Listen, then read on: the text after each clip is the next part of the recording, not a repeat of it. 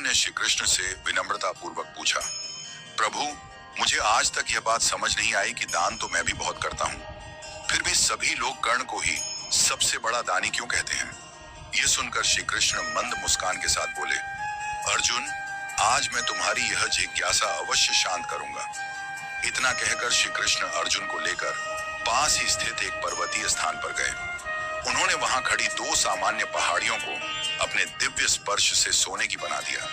फिर उन्होंने अर्जुन से कहा, इन दोनों सोने की पहाड़ियों का सारा सोना पास के गांव वालों में बांट दो। अर्जुन ने तुरंत आज्ञा स्वीकार की और पूरे जोश और उत्साह के साथ कार्य में लग गए। उन्होंने आसपास के गांव वालों को बुलवाया, उन्हें एक सीधी पंक्ति में खड़ा किया और बारी बारी से सोना देना शुरू किया। हर व्यक्ति को वह देखकर देते कि किसे कितनी आवश्यकता है। उन्होंने यह भी ध्यान रखा कि कोई बार बार आकर दोबारा न ले। गांव वाले अर्जुन की जय जयकार करते जा रहे थे। वह भी हर्षित थे कि उन्हें प्रभु के आदेश पर पुण्य करने का अवसर मिला। 2 दिन और 2 रात लगातार उन्होंने बिना विश्राम किए सोना बांटा, किंतु गांव के लोग फिर से लौट आते और पंक्ति में खड़े हो जाते।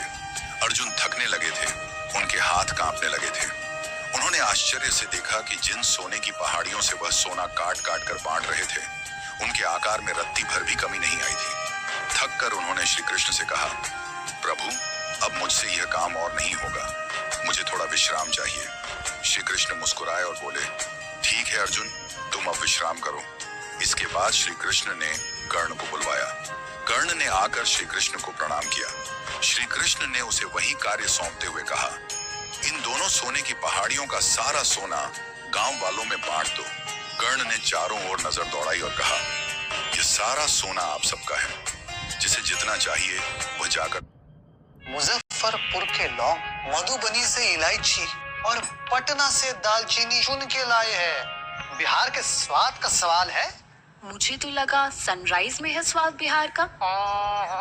चुनिंदा मसालों से बना सनराइज स्वयं ले ले। इतना कहकर वह वहां से चुपचाप चले गए। न कोई पंक्ति, न कोई जांच, न किसी प्रकार का निर्णय कि किसे कितना मिले। जो आया, जितना उठा सकता था, उठा कर ले गया। अर्जुन यह सब देख रहे थे। उन्हें अपने भीतर कुछ असहजता महसूस हुई। उन्होंने श्री कृष्ण से पूछा, प्रभु, ऐसा करने का विचार मेरे मन में क्यों नहीं आया? श्री कृष्ण गंभीर स्वर में बोले, क्योंकि अर्जुन, तुम्हें दाता होने का भाव आ गया था। तुम तय कर रहे थे कि किसे कितना देना चाहिए। तुम्हारे भीतर कहीं ना कहीं यह विचार था कि लोग तुम्हारी प्रशंसा करें, तुम्हें पुण्य मिले, तुम्हारा यश बढ़े। जबकि कर्ण ने स्वयं को माध्यम मानकर दान किया। उसने